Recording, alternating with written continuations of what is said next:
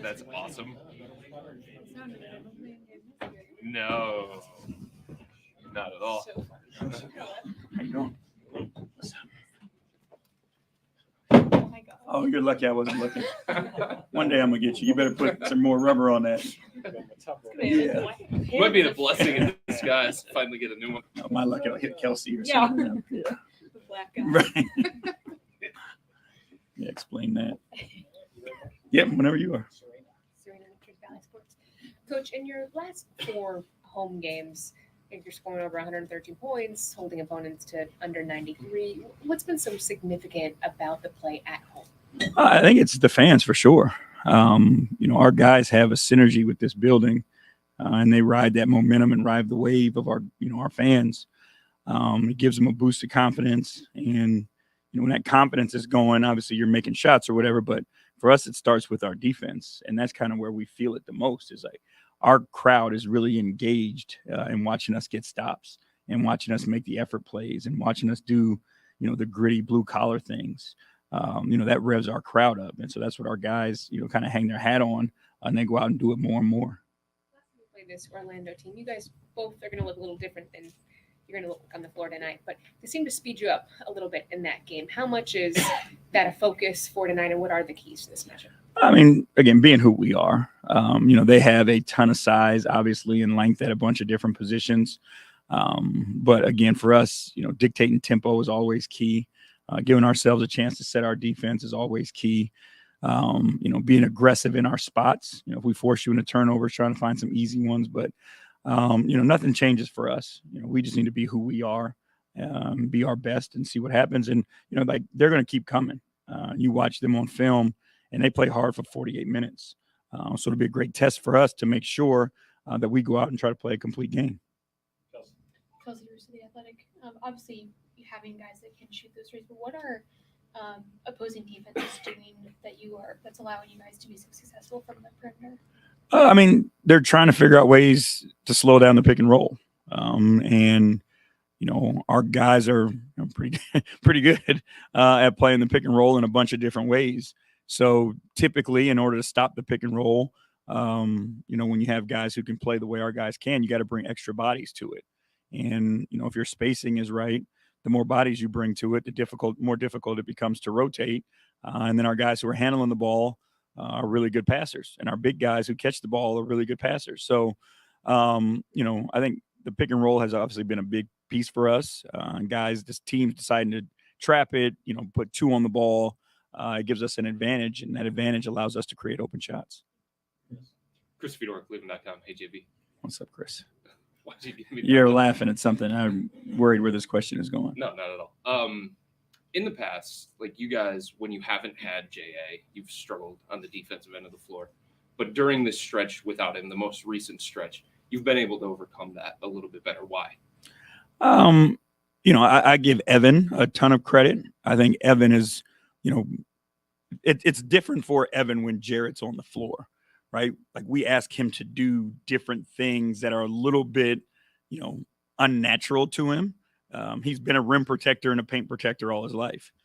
When Jarrett's in the game, Jarrett is the primary rim protector, and then Evan has secondary rim protection and then perimeter responsibilities. I think Evan is getting comfortable, being back to who he is and letting his instincts take hold. And he does a great job of, being in spots early, protecting the paint, challenging shots, defending without fouling, all those things. But I think, our guys over time have all started to figure out our system. This year is the first year that we haven't had to come in and create an entirely new system. So guys were able to come back this year with an understanding of it. And then the more games we play, the more comfortable they all come into it.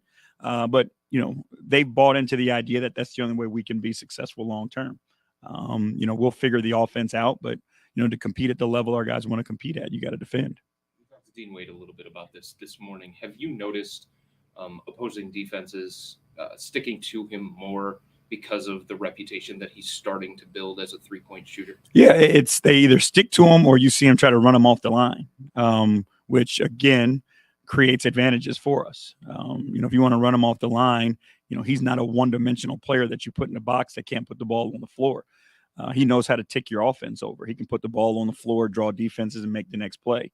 If you want to stay attached to him, and then you're sending a third body, to a pick and roll, for example, now you're playing advantage basketball on the backside. So, he is developing that reputation. We want him to shoot it, and if he misses, shoot it again, and then shoot it some more, because we believe he can have that type of impact on our team. I think Kevin was listed as questionable. Is he going to go tonight? He's questionable. Nice. There you go. Ryan was the big term. This goes back about a week, but I think after the Hawks game, Donovan was talking about how Lamar, in a helpful way, kind of got on him about his defense.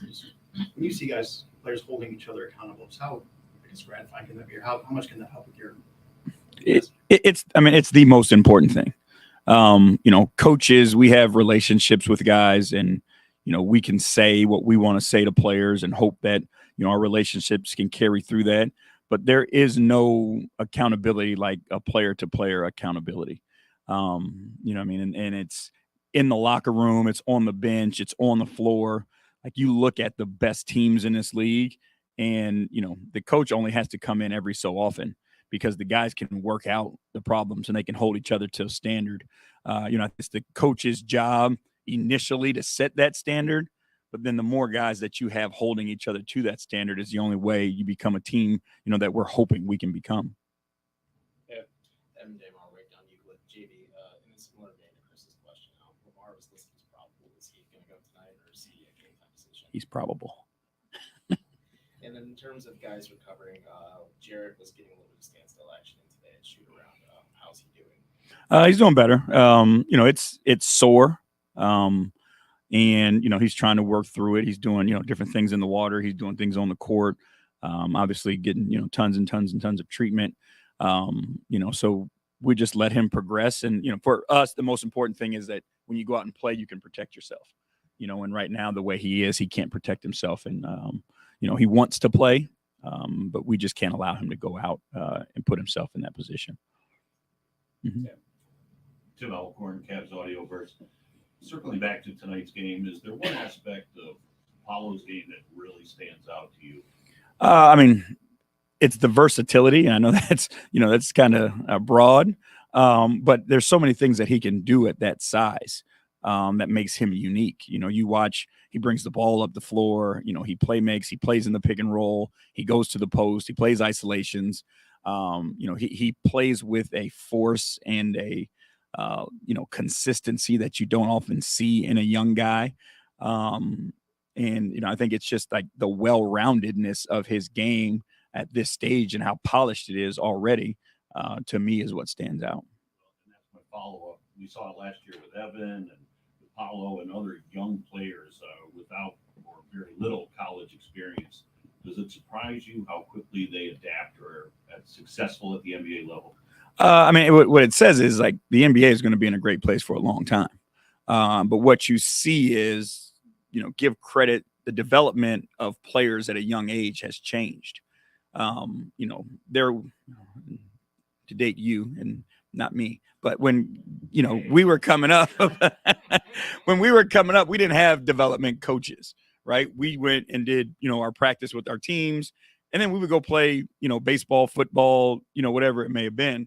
Like, these guys, are specializing at a young age and playing more basketball and working with more individual coaches to develop their skills. So I think you see more talented guys because they've been working on, you throw a guy who's Evan's size or Paolo's size, like, they've been working on individual skills for so much longer and gotten so many more reps that they're going to be really, really good players. I think that's what you're seeing coming to fruition at this point. Joe and then Serena. Joe Barton, The Athletic. What is Rubio up to these days? He's here hanging out in Cleveland. He's progressing. He's doing a little bit more and more. Played a little light 3-on-3 yesterday, I believe it was, for the first time. Obviously he's got a doctor's appointment coming up soon where we're looking to see where he's at and if we can get the full clearance there. And then from that point, we'll look to ramp him up as best we possibly can. Coach, last season Evan comes in and he's got to figure out how to work with Darius for the first time. Now they've got the full season under their belt. So I'm curious what you've seen those two as a unit do together better this season, or if there's something you've seen out of them this season that they were just starting on. Well, I mean, they have a better understanding of each other, and they have a better understanding of how they can help each other. They can do so many different things as far as playmaking, shooting, creating shots, that there's just so much that they could do that we haven't even tapped yet. There's a 2-man game that, we haven't even gotten to the depths of it yet between the two of them because of the things they're capable of. But they understand, how they can help each other. And like, I watched Darius, and Darius is pushing Evan to do more, in game, in practice. You listen to him, his comments, like, he wants Evan to get to where Evan can get to, and he's driving him to get there.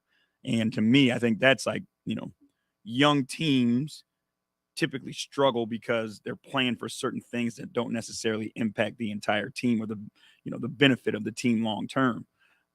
We've been extremely fortunate that we have young guys that care so much about the team that they're willing to share with whatever limelight that they may have, if it's going to give their teammate an opportunity to share in that as well. There is no, I'm not passing Evan the ball because that's going to take away my shots. I'm passing Evan the ball and I'm telling him to go at his man, because we know long-term, the better Evan is, the better the team is.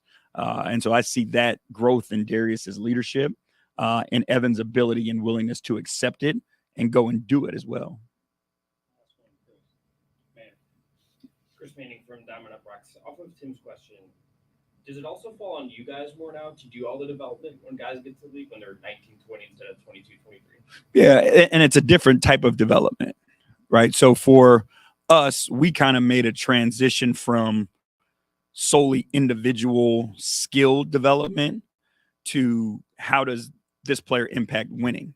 And does he make enough decisions long-term that impact winning? And that goes back to, like, we're talking about these development coaches from young ages, right? It's solely focused on, your skill set, can you improve your ball handling, shooting, whatever it may be.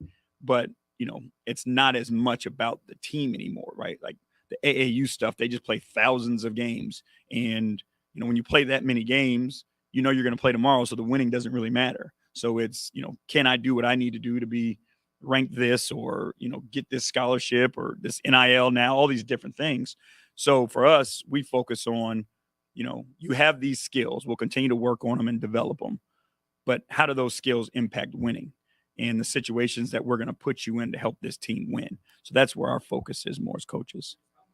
Balance, like trying to win and managing a 2-game season, but also allow guys the room to breathe to actually get time to develop. Well, I think there's reasons why, guys are allowed to do the things that they do. If a guy is playing to your standard, if he's competing, if he's playing selfless and he makes a mistake, then fine. If a guy's not competing and he's playing selfish and he makes a mistake, because of that, then there's consequences to those things. So I think that's where you have to find the balance. Wrap it up, folks. Thanks, everybody. Thank you, guys. Thank you.